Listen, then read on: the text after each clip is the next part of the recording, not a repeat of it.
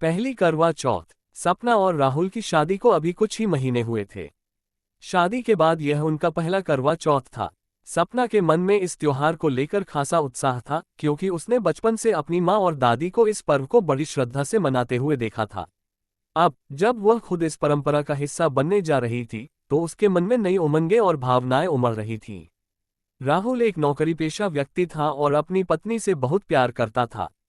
हालांकि वह इन पारंपरिक त्योहारों के बारे में अधिक नहीं जानता था, फिर भी वह सपना की हर खुशी में भागीदार बनना चाहता था।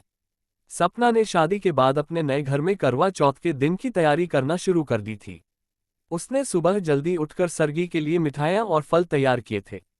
सपना की सास ने उसे करवा चौथ की परंपराओं के बारे में विस्तार से बताया था।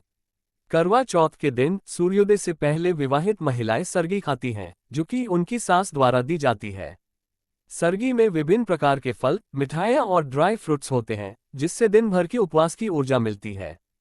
सपना ने सास के हाथों से बनी सरगी खाए और उनके आशीर्वाद के साथ व्रत की शुरुआत की। सपना ने दिन भर बिना पानी पिए व्रत रखा। वह जानती थी कि यह उपवास केवल भूखे प्यासे रहने का नहीं था, बल्कि पति की लंबी उम्र और अच्छे स्वास्थ्य के लिए समर्पण और श्रद्धा का प्रतीक था। उसने अपने घर के मंदिर में करवा चौथ की पूजा की तैयारी की थी। पूरे दिन वह अपनी सास और नंद के साथ करवा चौथ के गीत गाती रही और त्योहार की खुशियों में शामिल होती रही। राहुल, जो सपना का इतना ध्यान रखने वाला था, उसे देखकर थोड़ा चिंतित था कि उसकी पत्नी ने दिन भर कुछ नहीं खाया। वह जानता था कि सपना के लिए यह व्रत कितना महत्वपूर्ण था, फिर भी वह उसे परेशान नहीं देखना चाहता था। उसने सोचा कि शाम को व्रत खोलने के समय को खास बनाने के लिए वह कुछ सरप्राइज प्लान करेगा। दिन भर की थकान के बावजूद सपना ने अपने उत्साह में कमी नहीं आने दी। उसने शाम को पूजा की थाली सजाई और नई साड़ी पहनी, जो उसकी सास ने उसे करवा चौथ के उपहार स्वरूप दी थी। वह मंदिर में भगवान शिव और माता पार्वती की पूजा करने के लिए तैयार हो रही थी। इस समय उसके मन में राहुल के प्रति अपार प्रेम और सम्मान था, जो इस रिश्ते की मजबूती का प्रतीक था। चंद्र दर्शन और व्रत का समापन। जैसे जैसे चंद्रमा निकलने का समय नजदीक आ रहा था, सपना और उसकी सास ने आंगन में पूजा की थाली सजाई।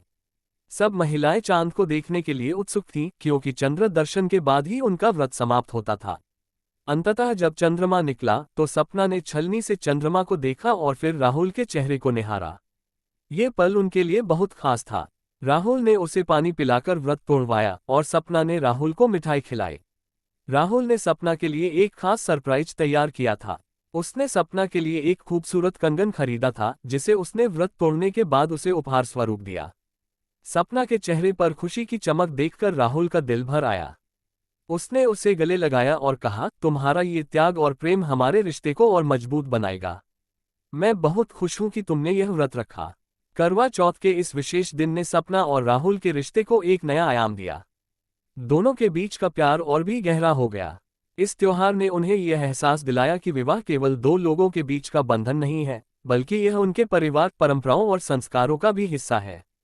सपना ने अपने पहले करवा चौथ के अनुभव को जीवन भर के लिए संजो लिया, और वह जानती थी कि हर साल ये त्योहार उनके जीवन में नई खुशियां और प्रेम लेकर आएगा।